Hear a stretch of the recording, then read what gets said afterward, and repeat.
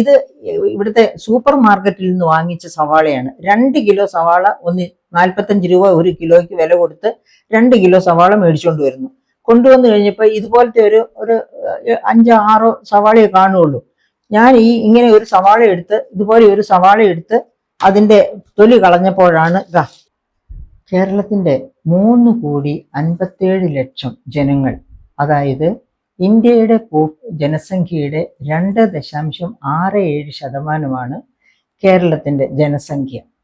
പക്ഷേ ഉപഭോക്തൃ കേരളം എന്നാണ് നാം അറിയപ്പെടുന്നത്. അത്ര വലിയ ഉപഭോക്താക്കളാണോ മലയാളികൾ? ഉൽപാദനം കാര്യമായിട്ടൊന്നും നടക്കുന്നില്ല. അപ്പോൾ പിന്നെ നമ്മളെ പറ്റി ഉപഭോക്താക്കൾ എന്ന് പറയാതിരിക്കാൻ തരമില്ലല്ലോ. പക്ഷെ അതുകൊണ്ടല്ല ഉപഭോക്തൃ കേരളം എന്ന് പറയുന്നത്.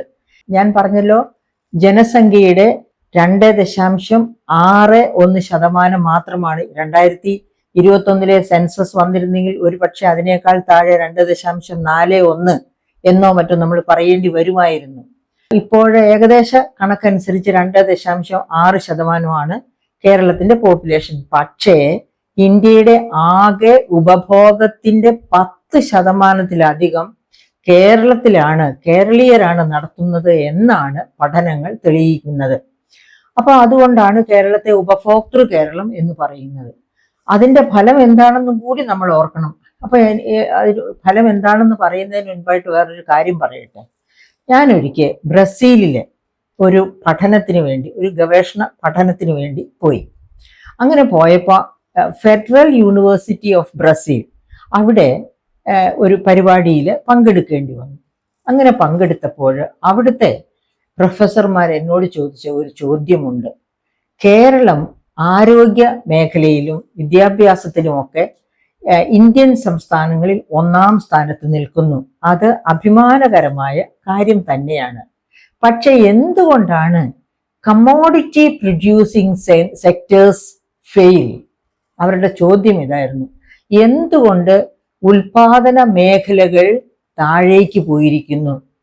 അതായത് നമ്മുടെ കാർഷിക മേഖല നെഗറ്റീവ് ഗ്രോത്ത് അഥവാ വളരെ സ്ലോ ഗ്രോത്ത്, അതുപോലെ തന്നെ ഒരുപാടേറിയ, നമുക്കറിയാം, ഇപ്പൊ നമ്മൾ നെൽകൃഷി തന്നെ എടുക്കുക. 1975 8.5 ലക്ഷം ഹെക്ടറിൽ നെല്ല് കൃഷി ചെയ്തിരുന്ന കേരളത്തിൽ ഇപ്പോൾ 1.5 ലക്ഷം ഹെക്ടറിനും 2 ലക്ഷം ഹെക്ടറിനും ഇടയ്ക്കാണ് നെല്ലിന്റെ കൃഷി നടക്കുന്നുള്ളൂ. അതുപോലെ എല്ലാ കൃഷി, റബ്ബർ കർഷകര് റബ്ബർ വെട്ടിമാറ്റുന്നു, നഷ്ടമാണ് എന്ന് പറഞ്ഞ്. തെങ്ങ് കർഷകര് തെങ്ങ് വെട്ടിമാറ്റുന്നു എന്ന് മാത്രമല്ല, തെങ്ങിന്റെ ഫലം, പ്രൊഡക്ടിവിറ്റി, ഉൽപാദനക്ഷമത കുറഞ്ഞു പോയി. അതുകൊണ്ടാണല്ലോ ഈ കഴിഞ്ഞ ഓണക്കാലത്തൊക്കെ 500 രൂപയിലധികം കൊടുത്ത് 1 കിലോ വെളിച്ചെണ്ണ നാം മേടിക്കേണ്ടി വന്നത്. അപ്പം ഇങ്ങനെ നമുക്ക് ആവശ്യമുള്ള ഉൽപാദന സാമഗ്രികൾ ഒന്നും ഇവിടെ ഉൽപ്പാദിപ്പിക്കുന്നില്ല. കാർഷിക മേഖല താഴ്ന്നു പോകുന്നു, അതായത് പിന്നെ വളർച്ചയിൽ താഴേക്ക് പോകുന്നു. വ്യാവസായിക മേഖലയിൽ വളർച്ച ഉണ്ടാകുന്നില്ല. ഉള്ളത് സേവന മേഖല മാത്രമാണ്. അപ്പൊ സേവനം തിന്നാൻ ഒക്കില്ലല്ലോ. നമുക്ക് തിന്നണമെങ്കിൽ കാർഷിക മേഖലയിലോ വ്യാവസായിക മേഖലയിലോ ഉൽപാദനം നടക്കണം. അതുകൊണ്ടാണ് ഫെഡറൽ യൂണിവേഴ്സിറ്റിയിലെ പ്രൊഫസർമാർ ചോദിച്ചത്, എന്തുകൊണ്ടാണ് കേരളത്തിലെ കമ്മോഡിറ്റി പ്രൊഡ്യൂസിങ് സെക്ടേഴ്സ് ഫെയിൽ ആകുന്നത് എന്ന്. അപ്പൊ അതിന് ഒരുപാട് കാരണങ്ങളുണ്ട്. ഏറ്റവും പ്രധാനപ്പെട്ട കാരണങ്ങൾ എന്ന് പറയുന്നത് സത്യമായിട്ട് ഗവൺമെന്റിന്റെ പിടിപ്പുകേട്, കാര്യക്ഷമതയില്ലായ്മ എന്ന് തന്നെ പറയേണ്ടി വരും. കാർഷിക മേഖലയെ വളർന്നേ പറ്റൂ എന്നൊരു ഗവൺമെന്റ് പിടിവാശി എടുത്താൽ തീർച്ചയായിട്ടും വളർന്നിരിക്കും. വ്യാവസായിക മേഖല വളരണം എന്നൊരു ഗവൺമെന്റ് പിടിവാശി എടുത്താൽ വളർന്നിരിക്കും. അപ്പൊ എങ്ങനെ വ്യാവസായിക മേഖലയെ വളർത്താൻ പറ്റും? ഇവിടെ വ്യാവസായിക മേഖലയെ തച്ചുടയ്ക്കുന്ന ഏറ്റവും പ്രധാനപ്പെട്ട, ഇവിടുത്തെ ഉയർന്ന കൂലിയല്ല, ഇവിടുത്തെ ഉയർന്ന കൂലിയൊക്കെ മാന്യമായ കൂലിയാണ്. അത് ഇന്റർനാഷണൽ ലേബർ ഓർഗനൈസേഷൻ അനുവദിക്കുന്ന അല്ലെങ്കിൽ അംഗീകരിക്കുന്ന മാന്യമായ കൂലിയാണ് ഇവിടുത്തെ ജോലിക്കാർക്ക് കൊടുക്കുന്നത്. പക്ഷേ നോക്കുകൂലി, അതായത് ഒരു കല്ലിന്റെ കൂടെ ഒരു കല്ലെടുത്ത് വെക്കാൻ സമ്മതിക്കില്ല, അപ്പോൾ നോക്കുകൂലി ചോദിച്ചു വരുന്ന, നിയമം കയ്യിലെടുക്കുന്ന തൊഴിലാളി യൂണിയനുകളുടെ സ്വഭാവം, അതാണ് ഇവിടുത്തെ വ്യാവസായിക മേഖലയെ തകർത്ത് തരിപ്പണമാക്കുന്നത്. അതിന്റെ ഉദാഹരണം ഞാൻ തന്നെ എൻ്റെ സുഹൃത്തുക്കളോട് പറഞ്ഞിട്ടുണ്ട്. ഉദാഹരണത്തിന് ISROയിലേക്ക് കോവിഡ് കാലത്ത് എക്യുപ്മെന്റ്സ് കൊണ്ടുവന്നു. ആ എക്യുപ്മെന്റ്സ് ഇറക്കണമെന്നുണ്ടെങ്കിൽ ടെക്നിക്കൽ ആയിട്ട് നോളജ് വേണം, എങ്ങനെ ഇറക്കണം അത്. കാരണം അത് അത്ര ടെക്നിക്കലി ഹൈ സ്റ്റാൻഡേർഡുള്ള എക്യുപ്മെന്റ്സ് ആണ്. അപ്പൊ ഇവിടുത്തെ തൊഴിലാളികൾക്ക് പറ്റില്ല. ISROയിലെ തൊഴിലാളികൾ തന്നെ അത് ഇറക്കി പക്ഷെ ഇവര് നോക്കുകൂലി ചോദിച്ചു വലിയ പ്രശ്നമായി. അപ്പോ ജസ്റ്റിസ് ദേവൻ രാമചന്ദ്രൻ പറഞ്ഞത് തൊഴിലാളികൾ നിയമം കയ്യിലെടുക്കുകയല്ല, നിയമത്തിന്റെ വഴി നോക്കുകയാണ് ചെയ്യേണ്ടത് എന്നാണ് അദ്ദേഹം പറഞ്ഞത്. അതുപോലെ എത്രയെത്ര പ്രാവശ്യം നമ്മുടെ കോടതികൾ ഇടപെട്ടിരിക്കുന്നു, എന്നിട്ടൊന്നും ഈ നോക്കുകൂലി ഇല്ലാതെയാക്കാൻ പറ്റിയിട്ടില്ല. അതുകൊണ്ട് വ്യവസായികൾ ഭയക്കുന്നു. ഇവിടെ വന്ന് ഈ പഞ്ചാര വർത്താനമൊക്കെ ഏകജാലക സംവിധാനം, ഈസ് ഓഫ് ഡൂയിങ് ബിസിനസ്സിൽ കേരളം ഒന്നാമത് എന്നൊക്കെയുള്ള പഞ്ച് ഡയലോഗൊക്കെ കേട്ട് ഇങ്ങോട്ട് വന്നു കഴിഞ്ഞാല് അവസാനം കാണം വിറ്റ് പോകേണ്ടി വരും. ചിലപ്പോൾ ജീവൻ തന്നെ നഷ്ടപ്പെട്ടെന്ന് വരും, ചിലപ്പോൾ വന്നിടത്തേക്ക് തന്നെ തിരിച്ചു പോകേണ്ടി വരും. ഇങ്ങനെയൊക്കെയുള്ള ദുസ്ഥിതികൾ ഓർത്തിട്ടാണ് ഇവിടെ വ്യവസായം വരാത്തത്. ഈ കഥകളൊന്നും ഞാൻ അവിടെ ബ്രസീലില് വിശദീകരിച്ചില്ല. പക്ഷേ കുറച്ച് കാര്യങ്ങളൊക്കെ പറയുകയും ചെയ്ത് അവർക്ക് മനസ്സിലാകുന്ന, അവർക്ക് ഉൾക്കൊള്ളാൻ പറ്റുന്ന തരത്തിലുള്ള ഒരു എക്സ്പ്ലനേഷൻ ഞാൻ അവർക്ക് കൊടുക്കുകയും ചെയ്തു. അപ്പൊ അങ്ങനെയുള്ള കേരളത്തിലാണ് ഈ ഉപഭോക്തൃ കേരളം എന്ന ചീത്ത പേര് നാം കേൾക്കേണ്ടി വരുന്നത്. അതായത് 2.6% ജനങ്ങൾ 10%-ലധികം ഉപഭോഗം നടത്തുന്നു. എന്നിട്ടോ വിലയുടെ കാര്യം ഒന്ന് ആലോചിച്ചു നോക്കും. നമ്മളെ ഇന്ത്യ മുഴുവനെ എക്സ്പ്ലോയിറ്റ് ചെയ്യുന്നു കേരളീയരെ. എങ്ങനെയാണ്? അതായത് നമ്മൾ ഓർക്കണം, കഴിഞ്ഞ ക്വാർട്ടറിൽ, അതായത് ഒക്ടോബർ തീരുന്ന ക്വാർട്ടറിൽ ഈ ഓൾ ഇന്ത്യ തലത്തിലെ ഉപഭോക്തൃ വില നിലവാരം 0.25% ആയിരുന്നു. അതായത് കൺസ്യൂമർ പ്രൈസ് 0.25 ആയിരുന്നു. കേരളത്തിൽ അന്ന് 8.56% അതായത് 25 പൈസയ്ക്ക് നോർത്ത് ഇന്ത്യയിലോ അല്ലെങ്കിൽ സൗത്ത് ഇന്ത്യയിലോ മറ്റ് സംസ്ഥാനങ്ങളിലോ ഉള്ളവർ വാങ്ങുന്ന ഉൽപ്പന്നത്തിന് നമ്മൾ ഇവിടെ 8 രൂപ 55 പൈസ കൊടുക്കണം എന്നാണ് അതിന്റെ അർത്ഥം. അപ്പൊ അത്ര വലിയ വിലക്കയറ്റം അനുഭവിക്കുന്ന സംസ്ഥാനമാണ് കേരളം. ആ വിലക്കയറ്റം അനുഭവിക്കുന്ന സംസ്ഥാനത്താണ് അടിക്കടി എന്ത് സംഭവിച്ചുകൊണ്ടിരിക്കുന്നത്? ഭക്ഷ്യ വിഷബാധയേറ്റ് പലരും മരിച്ചുകൊണ്ടിരിക്കുന്നത്. അപ്പൊ അത്തരം ഒരു കഥ നമ്മൾ ഈ അടുത്ത നാളിൽ കേൾക്കും. വില്ലനായിട്ട് മീൻമുട്ടയാണ് അവിടെ സംഭവിക്കുന്നത്. കടൽ വിഭവങ്ങൾ കഴിച്ച് 2 പേർ മരിച്ച സംഭവത്തിൽ പരിശോധന കന്യാകുമാരി ജില്ലയിലേക്ക്. വിഴിഞ്ഞത്തെ അസ്മാക് എന്ന സീ ഫുഡ് ഫാമിലി റെസ്റ്റോറന്റിൽ നിന്ന് മീൻ ഉൾപ്പെട്ട കടൽ വിഭവങ്ങൾ കഴിച്ചാണ് ഒരു വീട്ടിലെ 2 പേർ മരിക്കുന്നത്. അപ്പൊ വിഷാംശം ഒന്നും കണ്ടെത്താനായില്ലെന്നാണ് എന്നിട്ട് ഈ കടയിലെ ഉൽപ്പന്നങ്ങളെ പരിശോധിച്ചവർ പറഞ്ഞത്. പക്ഷെ അതില് സീ ഫുഡ് മീൻമുട്ട കഴിച്ചവര്, മീൻമുട്ട മാത്രം പരിശോധനയ്ക്ക് കിട്ടിയിരുന്നില്ല, പരിശോധനയിൽ ഇല്ലാതിരുന്ന മീൻമുട്ടയാകാം അപ്പൊ മരണകാരണം എന്ന് വിചാരിച്ച് മീൻമുട്ട കൊണ്ടുവന്ന സ്ഥലങ്ങളിലേക്കൊക്കെ പരിശോധന നീളുന്നു. അപ്പൊ കേരളത്തില് ഈ ഭക്ഷ്യ വിഷബാധ നമുക്കറിയാം. ഇവിടെ പലതരത്തിലുള്ള ഫുഡ്, ഇവിടെ ഷവർമ കഴിച്ചു മരിക്കുന്നവരുണ്ട്, പലതരം, അതായത് ഫുഡ് വിഷബാധയേറ്റ് മരിക്കുന്നവരുണ്ട്. അതുപോലെ നമ്മൾ പറയാറുണ്ട് ബീഫ് പോലെയുള്ള സാധനങ്ങളൊക്കെ കേടായ ബീഫാണ് തമിഴ്നാട്ടിൽ നിന്നും മറ്റു പല സ്ഥലങ്ങളിൽ നിന്നും ഇങ്ങോട്ട് വിൽപ്പനയ്ക്ക് കൊണ്ടുവരുന്നത് എന്നൊക്കെ പറയാറുണ്ട്. അത് മാത്രമല്ല പലപ്പോഴും നമ്മൾ കണ്ടിട്ടുമുണ്ട്. നമുക്ക് കണ്ടാൽ തന്നെ മനസ്സിലാകും ഇത് ശരിയല്ല, നോർമൽ കളറല്ല എന്നൊക്കെ നമുക്ക് തന്നെ മനസ്സിലാകുന്ന അവസ്ഥ. പിന്നെ ഈ അടുത്ത കാലത്ത് കേന്ദ്ര ഭക്ഷ്യസുരക്ഷാ വിഭാഗം ഇറക്കിയ ചില പ്രസ്താവനകളുണ്ട്. അതിൽ പറഞ്ഞിരിക്കുന്നത് എന്താണെന്ന് വെച്ചാൽ എൻ്റെ പ്രിയപ്പെട്ട ശ്രോതാക്കൾ കേൾക്കണം.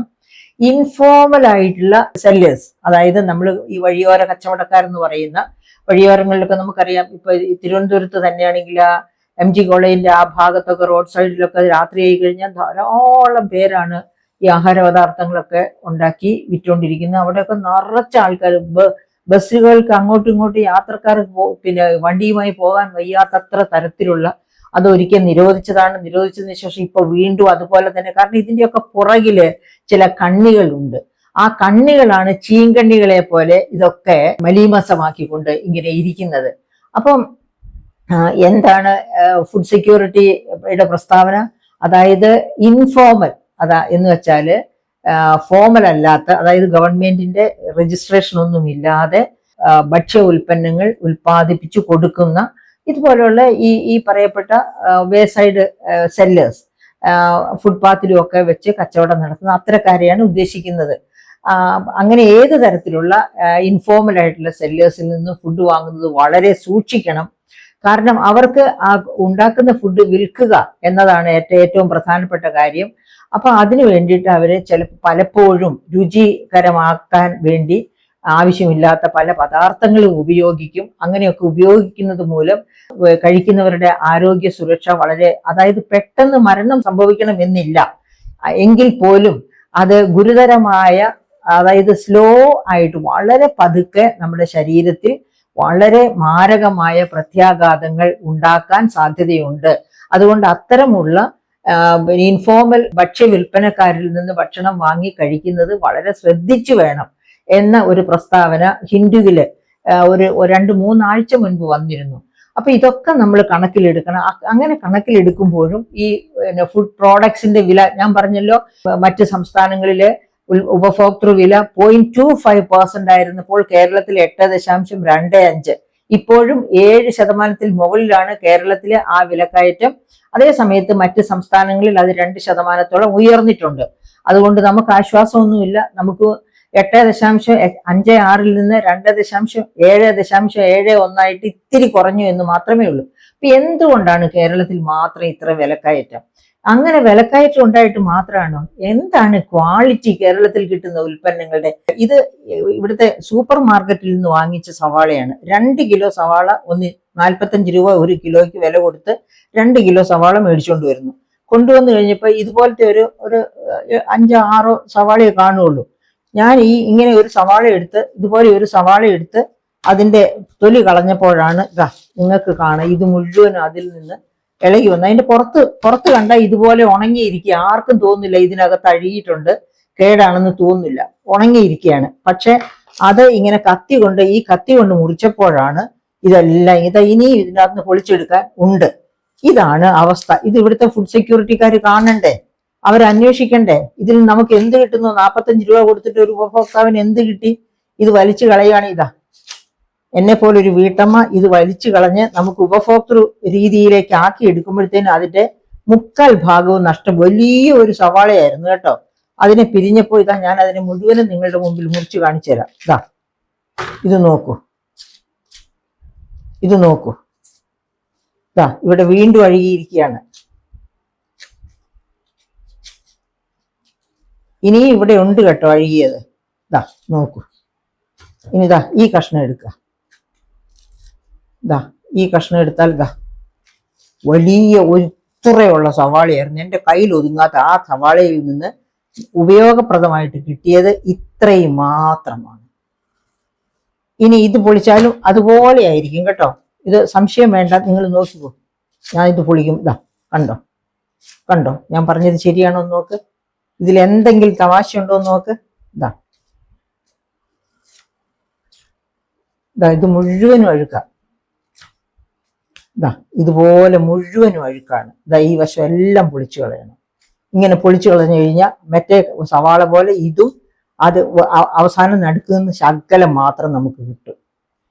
ഇതിന് എന്താണ് നമ്മൾ പറയേണ്ടത്?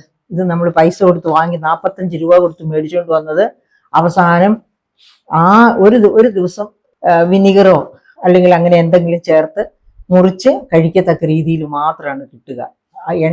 ഓർക്കണം, 90 രൂപ കൊടുത്ത് മേടിച്ച സവാളയിൽ നിന്ന് കിട്ടുന്നത് 10 രൂപയുടെ ഉൽപ്പന്നം മാത്രമാണ്. ഇതിനാരെയാണ് പറയുക? നമ്മുടെ ഇവിടുത്തെ സെല്ലേഴ്സാണ് ഉത്തരവാദികളെന്ന് എനിക്ക് പറയാൻ പറ്റില്ല. കാരണം എന്താണെന്ന് വെച്ചാൽ പുറം നല്ലോണം ഉണങ്ങിയിരിക്കുകയാണ് ഉള്ളിയുടെ. ഇത് കണ്ട ആർക്കും തോന്നില്ല ഇതിനകം ഇങ്ങനെയാണെന്ന്, പക്ഷെ അകം ഇങ്ങനെയാണ്. അപ്പൊ ഇതെവിടെയാണ് ഇതിന്റെ കുഴപ്പം പറ്റുന്നത്? ഇതിനും ഒരു ക്വാളിറ്റി ചെക്കപ്പ് വേണ്ടേ? അതും ഫുഡ് സെക്യൂരിറ്റി ആക്ടിൽ വരുന്നതല്ലേ? ആരോടാണ് ഈ കംപ്ലയിൻസ് പറയേണ്ടത്? നമുക്ക് ആരും മന്ന പൊഴിക്കുന്നത് പോലെ പണം ആരും പൊഴിച്ചു തരുന്നില്ല. നമ്മൾ അധ്വാനിച്ചുണ്ടാക്കുന്ന പൈസയാണ്. ആ അധ്വാനിച്ചുണ്ടാക്കുന്ന പൈസ കൊണ്ട് ഉൽപ്പന്നങ്ങൾ വാങ്ങുമ്പോൾ ഇതുപോലെ നഷ്ടമാണ് സംഭവിക്കുന്നത് എങ്കിൽ, എന്നെ സംബന്ധിച്ച് എനിക്ക് എൻ്റെ ജോലി ഒരു കോളേജ് പ്രൊഫസറായിരുന്നു. എനിക്ക് സാമാന്യം തരക്കേടില്ലാത്ത പെൻഷനുണ്ട്. ആ പെൻഷൻ കൊണ്ട് ജീവിക്കാൻ പഠിച്ചവളാണ് ഞാൻ. പക്ഷേ എന്നേക്കാൾ കുറഞ്ഞ പെൻഷനുള്ള സാമൂഹ്യ സുരക്ഷാ പെൻഷൻ കിട്ടുന്നവര് 2000 രൂപ ഒരു മാസം കിട്ടുന്നു. അപ്പൊ ഒരു 4 പേർക്ക് കിട്ടിയാൽ പോലും ഇത് 90 രൂപ കൊടുത്ത് ഉള്ളി മേടിച്ചിട്ട് ഒരു ദിവസത്തെ ആവശ്യത്തിന് തികയുന്നില്ല എന്ന് പറയുമ്പോൾ എങ്ങനെയാണ് നമ്മൾ രണ്ടറ്റം കൂട്ടിമുട്ടിച്ച് മുന്നോട്ട് പോകാൻ പറ്റുക? ഇതിനൊക്കെ ആരോടാണ് നമ്മൾ പറയേണ്ടത്? അതുകൊണ്ട് ഭക്ഷ്യസുരക്ഷാ ആക്ടുകാര്, ഭക്ഷ്യസുരക്ഷാ വകുപ്പുകാര് ഇത്തരം കാര്യങ്ങളിൽ, ഈ സൂപ്പർ മാർക്കറ്റുകളിൽ വിൽക്കുന്ന ഈ സാധനത്തിന്റെ ഉറവിടം എവിടെ, എന്താണ് ഇവിടെ പ്രശ്നം പറ്റുന്നത്? ഇങ്ങനെ ഇത്ര ഈസി ആയിട്ട് ഉപഭോക്താക്കളെ കബളിപ്പിക്കാൻ സൂപ്പർ മാർക്കറ്റുകാർ കബളിപ്പിച്ചു എന്ന് ഞാൻ പറയുന്നില്ല. കാരണം അത് ഈ ഉള്ളി കണ്ടാൽ തോന്നില്ല. പക്ഷെ അകം കണ്ടാലേ പറയാൻ പറ്റൂ. അകം കാണുന്നത് കുടുംബിനിയാണ്, ഇത് മുറിച്ച് എടുക്കുമ്പോൾ മാത്രം. അതിനു മുമ്പ് അത് കാണാൻ പറ്റില്ല. പക്ഷേ എന്താണ് ഇതിനൊരു പരിഹാരം എന്നുള്ളത് നമുക്ക് അത്യാവശ്യമായിട്ടും കണ്ടെത്തേണ്ടതാണ്. അതുകൊണ്ട് ഫുഡ് സെക്യൂരിറ്റിക്കാര് ഇത്തരം കാര്യങ്ങളിൽ വളരെ കർശനമായ നിലപാടെടുക്കണം, അന്വേഷണങ്ങൾ നടത്തണം. കാരണം ഇത് എൻ്റെ മാത്രം കാര്യമല്ല, എന്നേക്കാൾ വളരെ സാമ്പത്തികമായിട്ട് താഴെ തട്ടിലുള്ളവരുണ്ട്. അന്നത്തെ അപ്പത്തിന് വളരെ അരിഷ്ടിച്ച് മാത്രം കഴിയുന്നവര്. ഇവിടുത്തെ സാധാരണ മലയാളികൾ ആരും തന്നെ വലിയ ആഡംബരത്തിൽ ജീവിക്കുന്നവരൊന്നുമല്ല, അവർ ബന്ധപ്പെട്ട് തന്നെ കഴിയുന്നവരാണ്. അപ്പൊ അത്തരക്കാർക്ക് ഇത് വലിയ അടിയാണ്, ഇത്തരം ഉൽപ്പന്നങ്ങൾ എന്ന് പറയുന്നത്. അപ്പോൾ തീർച്ചയായും ഭക്ഷ്യസുരക്ഷാ വകുപ്പ് ഇതിനെതിരെ ആക്ഷൻ എടുക്കണം, എടുത്തേ തീരൂ. ഇല്ല എന്നുണ്ടെങ്കിൽ അതിനേക്കാളും മുകളിലുള്ള വകുപ്പുകളുടെ അടുക്കിലേക്ക് നമ്മൾ മാറേണ്ടി വരും.